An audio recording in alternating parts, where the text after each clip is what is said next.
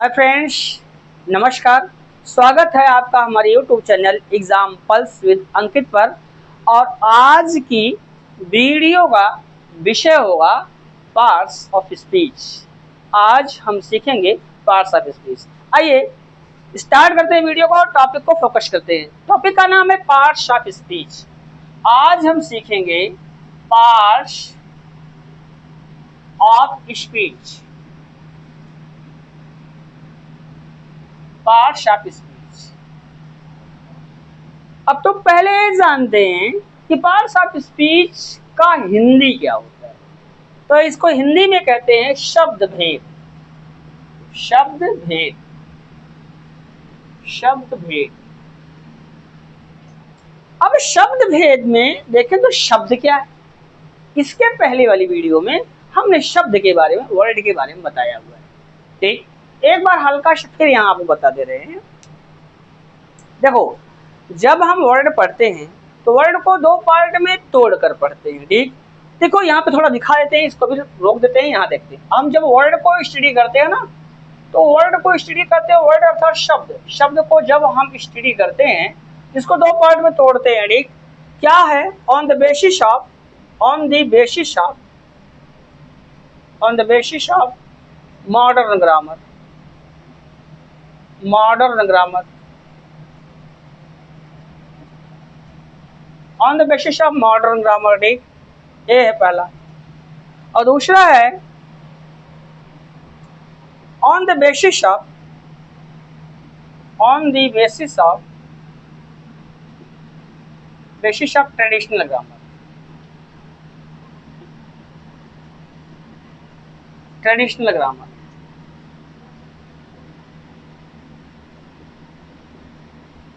On the basis of modern grammar और on the basis of traditional grammar. अब यहाँ आप समझिए, जब हम वर्ड को पढ़ते हैं ना, उसको दो पार्ट में देखिए कि मॉडर्न ग्रामर के आधार पर शब्द कितने होते हैं और ट्रेडिशनल ग्रामर के आधार पर शब्द कितने होते हैं।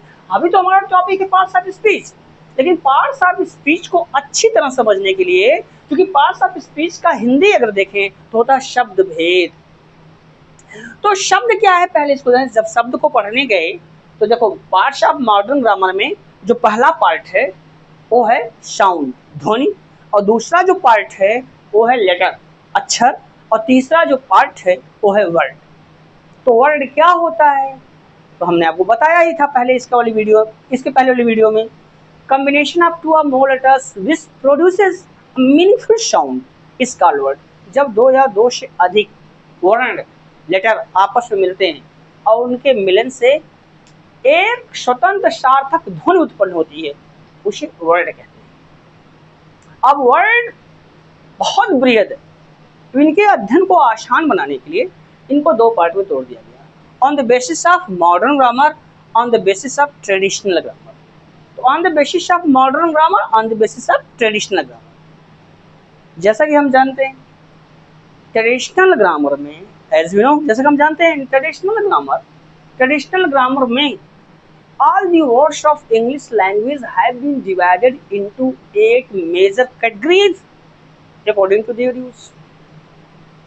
जैसे कि हम जानते हैं ट्रेडिशनल ग्रामर में अंग्रेजी भाषा के सभी शब्दों को उनके प्रयोग के आधार पर 8 प्रमुख भागों में विभाजित किया गया है, which are known as parts of speech, जिन्हें पार्ट्स ऑफ स्पीच के नाम से जाना जाता है। फिर समझिए, ट्रेडिशनल ग्रामर में अंग्रेजी भाषा के सभी शब्दों को, जितने शब्द हैं अंग्रेजी भाषा में, उन सभी शब्दों को उनके प्रयोग के आधार पर 8 प्रमुख भागों में विभाजित किया गया है और जिन्हें नाम देते हैं पार्ट्स ऑफ स्पीच, शब्द भेद। इससे ये समझ में आता है कि जो पार्ट्स ऑफ स्पीच है वो ट्रेडिशनल ग्रामर का टॉपिक है, मॉडर्न ग्रामर का नहीं। पार्ट्स ऑफ स्पीच का जिक्र ट्रेडिशनल ग्रामर में होता है, लेकिन मॉडर्न ग्रामर में ट्रेडिशनल ग्रामर के इन 8 शब्दों, पार्ट्स ऑफ स्पीच को 2 प्रमुख भागों में विभाजित किया गया है। और वो हैं कौन? 2 में वो हैं हमारे form classes, form classes, form classes, form classes, और दूसरा है स्ट्रक्चर वर्ड्स, स्ट्रक्चर वर्ड्स।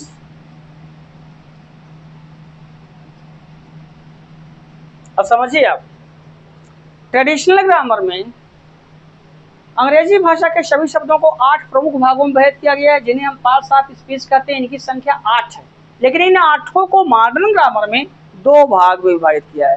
ठीक, 2 भागों में विभाजित किया गया है, वो है फॉर्म क्लासेस, फॉर्म क्लासेस और स्ट्रक्चर वर्ड्स। ये तो यहाँ तक आपको मालूम है। ठीक, फॉर्म क्लासेस में क्या होता है? फॉर्म क्लासेस होते क्या है? The words which are changed by affix are called form classes. ऐसे शब्द जो अफिक्स, अब आप सोच रहे होंगे अफिक्स क्या होता है? अफिक्स का मतलब होता है, ये अफिक्स, अफिक्स का मतलब होता है शब्दांश, जिसको हम बोलते हैं शब्दांश। इसी का नाम है सिलेबल। ठीक, सिलेबल ये 2 प्रकार के होते हैं, प्रीफिक्स, प्रीफिक्स और दूसरा है सफिक्स, सफिक्स, प्रीफिक्स और सफिक्स। तो ऐसे शब्द जो अफिक्स से प्रभावित होकर अपने फॉर्म, क्लास और मीनिंग में परिवर्तन कर लेते हैं, उन्हें हम फॉर्म क्लासेस कहते हैं। दे आर 4 इन नंबर, इनकी संख्या 4 है। Noun, adjective, verb, adverb. ये 4 ऐसे शब्द हैं जिन पर अफिक्स लगता है। आगे लगेगा प्रीफिक्स हो जाएगा, पीछे लगेगा, रूट वर्ड के आगे जो लगता है प्रीफिक्स और जो पीछे लगता है सफिक्स। तो जो सिलेबल रूट वर्ड के आगे अथवा पीछे लगकर उस रूट वर्ड के फॉर्म को, क्लास को और मीनिंग को चेंज कर देता है, उसे हम कहते हैं form classes. They are 4 number, इनकी संख्या 4 है। अब स्ट्रक्चर वर्ड्स क्या है? Words which are not changed by affix, ऐसे सब जिन पर अफिक्स लागू नहीं होता, अर्थात जो अफिक्स से प्रभावित नहीं होते और अपने फॉर्म, क्लास और मीनिंग में कोई परिवर्तन नहीं करते, उन्हें हम कहते हैं structure words. They always lie in the root form, ये हमेशा अपने रूट फॉर्म में बने रहते हैं। इनकी संख्या 11 है। पहले नंबर पर प्रोनाउन है, दूसरे नंबर पर डिटरमिनर है, तीसरे नंबर पर ऑक्सिलरीज, चौथे नंबर पर इंटेंसिफायर, पांचवें पर प्रीपोजिशन, छठे पे कंजंक्शन, सातवें पर सेंटेंस कनेक्टर्स, आठवें पर कोऑर्डिनेटर्स, नौवें पर सबऑर्डिनेटर्स और 10वें पर क्वेश्चन वर्ड्स और इंटरजेक्शन। एक साइड छूट गया। ठीक, 11 होते हैं। ये जो 11 होते हैं ये बड़े लिमिटेड लोग होते हैं, लिमिटेड शब्द होते हैं, क्योंकि इनके रूप में कोई परिवर्तन तो इनके रूप में होता है, नए नए शब्द इनसे बनते हैं। आई होप ये बात यहाँ तक आपने समझा होगा। हमारा टॉपिक है पार्ट्स ऑफ स्पीच। तो पार्ट्स ऑफ स्पीच की बात करें उसके पहले थोड़ी सी चीजें और देख लीजिए आप, अभी कॉन्सेप्ट आपका क्लियर हो जाएगा।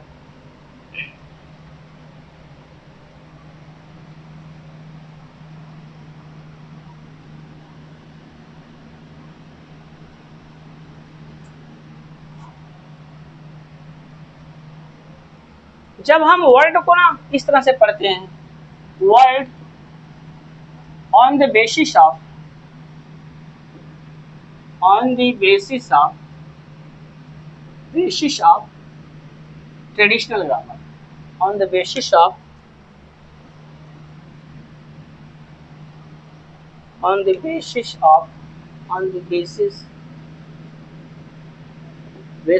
traditional grammar, traditional grammar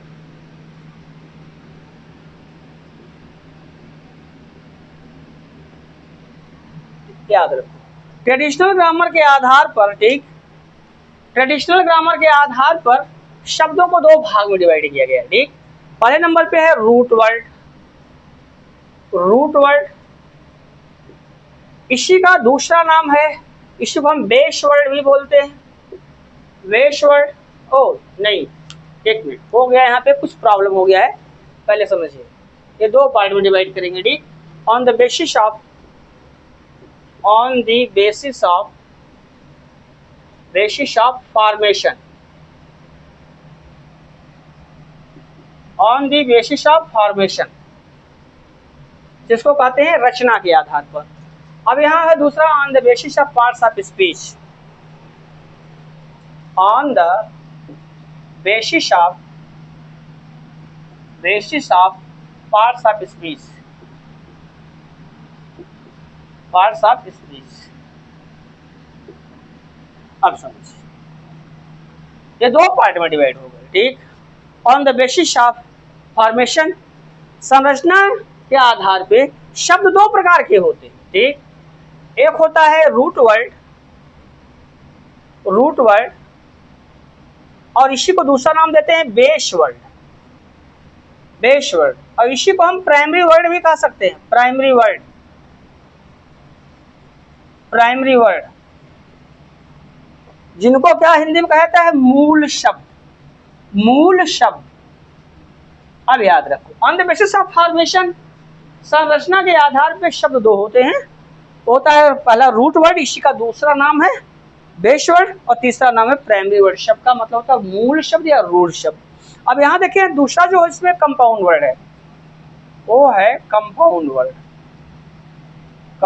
word, और जिसको हिंदी में हम क्या कहते हैं, संयुक्त शब्द।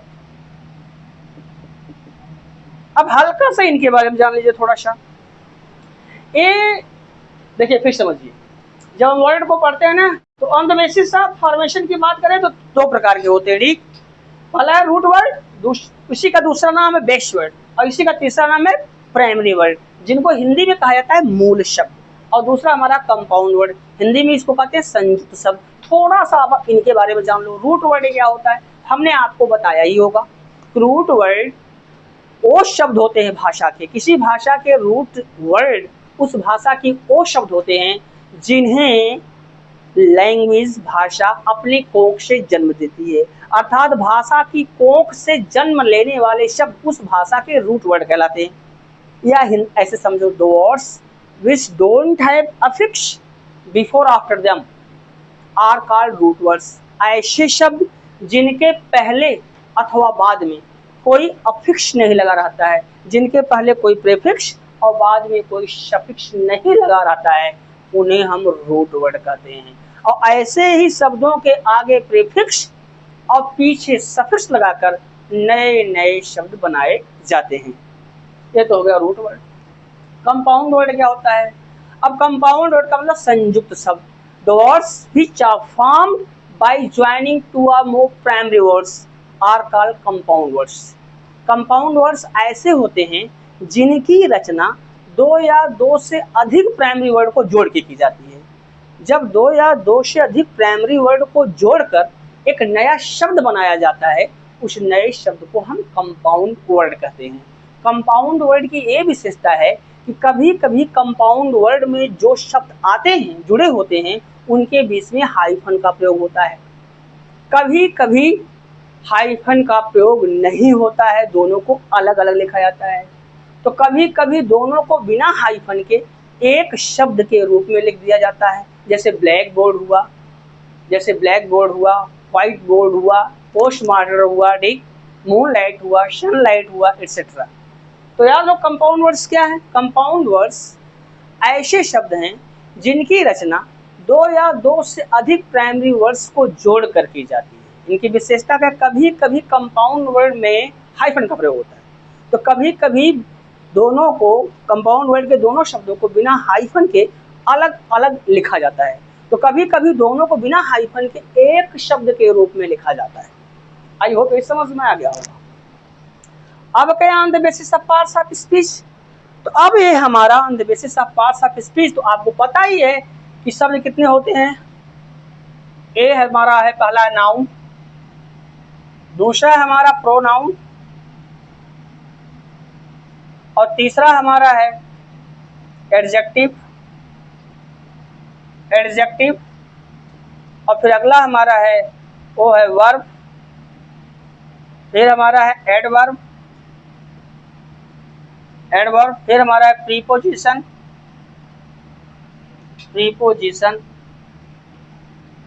फिर अगला हमारा है कंजंक्शन, कंजंक्शन, और फिर अगला हमारा इंटरजेक्शन।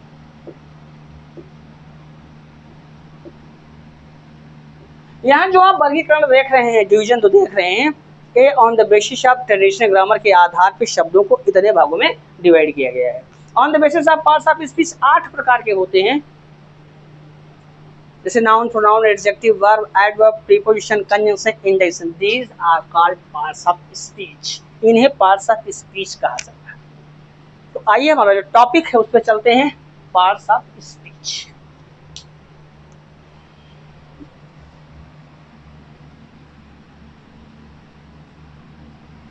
अब जैसे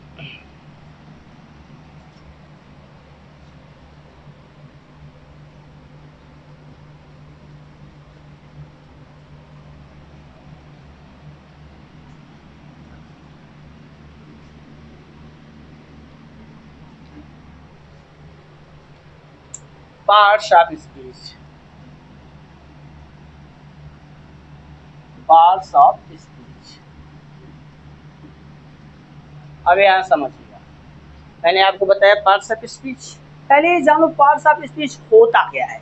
जब तक आप इनको नहीं जानेंगे तब तक आप इनके महत्व को नहीं जानेंगे। इनके इम्पोर्टेंस को जानने के लिए कुछ और चीज़ें बता दे रहा हूँ। 2 बात हमेशा याद रखो, सफल रहेंगे हरदम अंग्रेजी में। कोई भी सेंटेंस पढ़ो, कोई भी सेंटेंस, सेंटेंस में जितने शब्द यूज हो रहे हैं प्रत्येक शब्द की पार्जिंग करो, पार्जिंग करना सीखो। और पार्जिंग करने के लिए आपको दुनिया की सबसे ऑथेंटिक बुक रैंड मार्टिन पढ़ना पड़ेगा। और दूसरा उस सहायता लेने के लिए आप किंग्स ग्रामर भी पढ़ सकते हैं। जब तक आप रैंड मार्टिन को नहीं पढ़ेंगे तब तक मुझे नहीं लगता कि आप पार्जिंग जान पाओगे। तो कोई भी सेंटेंस हो, कोई भी सेंटेंस हो, उसमें जितने शब्द आ रहे हैं हर एक शब्द की पार्जिंग करो। अब आप सोच रहे होंगे ये पार्जिंग का मतलब क्या होता है। तो पार्जिंग का मतलब होता है पदभंजन। अब बोले भाई पदभंजन क्या होता है, ठीक। तो देखिए पार्जिंग, पार्जिंग, पार्जिंग का हिंदी होता है पदभंजन, पदभंजन। और ये शब्द बना है किससे, पार्ज से। पार्ज इसका वर्ब है, ठीक, पार्ज, पार्ज। तो पार्जिंग का मतलब क्या है यहाँ समझिए, आपको समझाते हैं, ठीक। जैसे यहाँ पे मान लीजिए, जैसे मान लीजिए यहाँ पर एक सेंटेंस लिखा, ठीक। मैंने क्या बोला आपसे, कोई भी सेंटेंस होगा, 2 चीजें याद रखो, पार्जिंग, एनालिसिस। कोई भी सेंटेंस होगा तो उसका एनालिसिस अगर कर ले जा रहे हैं, अगर एनालिसिस कर पा रहे हैं आप, तो जानिए कि सेंटेंस का कॉन्सेप्ट आपका क्लियर है। और अगर आप एनालिसिस नहीं कर पा रहे हैं तो सेंटेंस को दोबारा पढ़ने की जरूरत है। और उसमें लापरवाही मत करिए, उसको डिटेल में जाके पढ़िए। और वाक्य में आए हुए शब्दों की अगर पार्जिंग हो जा रही है तो इसका मतलब आपने पार्ट्स ऑफ स्पीच को गहराई से पढ़ा है। और अगर पार्जिंग नहीं कर पा रहे हैं तो इससे तात्पर्य निकलता है, इसका अर्थ होता है कि आपने पार्ट्स ऑफ स्पीच को सिर्फ सुना है, आपने उसको गहराई से पढ़ा नहीं। तो पार्जिंग क्या होता है थोड़ा सा इसके बारे में आपको बता देते हैं, ठीक। देखिए जैसे क्या है, अब कहा गया कि राम रीड्स अ बुक। अब मान लो एक शब्द, ये एक सेंटेंस वाक्य। अब इसमें कितने शब्द आए हैं, राम रीड्स ए बुक, 3 शब्द आए। एक और शब्द है, ए भी है, 4 शब्द। इस वाक्य में 4 शब्द हैं। जैसे है, पहला हमारा राम है, दूसरा रीड्स है, तीसरा ए है और चौथा बुक है। अब प्रत्येक शब्द का पार्ट ऑफ स्पीच पूछ लिया, ठीक। पार्जिंग का मतलब, जैसे मान लो राम, मैंने कह दिया कि राम की पार्जिंग करो, तो राम की पार्जिंग का मतलब ए हुआ कि ए बताना कि वो कौन सा पार्ट ऑफ स्पीच है। याद रखो, पार्जिंग का मतलब, जैसे हमने आपसे कह दिया कि भाई राम की पार्जिंग करो, या आपने हमसे कह दिया कि सर राम की पार्जिंग करो, तो राम की पार्जिंग का मतलब आपने हमारी गहराई को पूछ लिया, हमारे पास कितना नॉलेज है ये चेक कर लिया। तो जैसे अब राम की पार्जिंग करना तो पहले ये जानना कि ये राम है क्या। तो एक वर्ड है, पार्जिंग मैं करके बता रहा हूँ आपको, वर्ड है, एक वर्ड है, शब्द है। राम एक शब्द है, तो कोई शब्द कहाँ से आया होगा? पार्ट्स ऑफ स्पीच से निकल। दुनिया में कहीं कोई शब्द होगा वो कहाँ से बाहर आता है? पार्ट्स ऑफ स्पीच से। अंग्रेजी भाषा में कोई शब्द होगा वो कहाँ से निकल के आता है? पार्ट्स ऑफ स्पीच से है। तो अब ये हमने क्लियर कर लिया कि एक वर्ड है, कहाँ से आया? पार्ट्स ऑफ स्पीच से। तो भैया पार्ट्स ऑफ स्पीच में कितने शब्द हैं? 8 हैं। 8 में वो राम है क्या? तो भैया नाउन है। क्या है? नाउन है। तो नाउन तो क्या, हम उसको 3 पार्ट में तोड़ के पढ़ते हैं जब नाउन पढ़ाएंगे। On the basis of counting, गणना के आधार पे नाउन कितने होते हैं। On the basis of shape, आकार के आधार पे नाउन कितने होते हैं। On the basis of name, नाम के आधार पर नाउन कितने होते हैं। तो अहला on the basis of counting की बात करें तो राम काउंटेबल नाउन है। अब काउंटेबल में भी 2 पार्ट हो जाता है, एशियन और फिशियन। सिंगुलर काउंटेबल नाउन है कि क्या प्लूरल काउंटेबल नाउन है। तो बस इतने समझो, आगे हम सिखा देंगे आपको। ये नाउन है। अब नाउन में कौन सा नाउन है? तो याद रखो प्रॉपर नाउन है। क्या है? प्रॉपर नाउन है। ये प्रॉपर नाउन हो गया। ठीक। अब बताओ नाउन में 3 चीजें हैं, 4 चीजें याद रखो। कौन सा नंबर है, जब पार्सिंग करोगे तो नंबर आएगा। इतने नहीं, कौन सा जेंडर है, फिर कौन सा केस है, और वाक्य के अन्य शब्दों से इसका रिलेशन क्या है और फंक्शन क्या कर रहा है। ठीक। तो याद रखो। अब इसका नंबर देख लें तो नंबर क्या है? सिंगुलर नंबर है। ठीक, सिंगुलर नंबर है। ये कौन सा जेंडर है? तो याद रखो जेंडर मैस्कुलिन जेंडर है। मैस्कुलिन जेंडर है। Masculine gender. ठीक, मैस्कुलिन जेंडर। फिर बोला भाई कौन सा केस है? तो ये रीड्स का क्या सब्जेक्ट बन रहा है? तो नॉमिनेटिव केस है। नॉमिनेटिव केस है। नॉमिनेटिव केस है। Nominative case. अब बोला कि नॉमिनेटिव केस हो गया। अब रीड्स से इसका क्या रिलेशन है? Subject of the verb. Subject of the verb reads. ये रीड्स का क्या है? सब्जेक्ट है। आई होप ये बातें समझ में। तो ये तो है राम की पार्सिंग, वैसे रीड्स की भी होगी, वैसे ए की होगी, ऐसे बुक की होगी। याद रखिए। अब जैसे बुक की अगर करना हो तो ऐसे बुक की होगी। तो पार्सिंग कर ले गए, इसका मतलब आपने गहराई से पढ़ा है। अगर आप पार्सिंग नहीं कर पा रहे हैं, इसका मतलब सिर्फ आपने उसको ऊपर से देख लिया है, गहराई से पढ़ा नहीं है।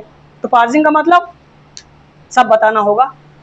कौन पार्ट ऑफ स्पीच से कहाँ से निकला, उसके कितने प्रकार होते हैं, सारी चीजें। ठीक। आइए पार्ट्स ऑफ स्पीच को फिर एक बार फोकस करते हैं, देखते हैं।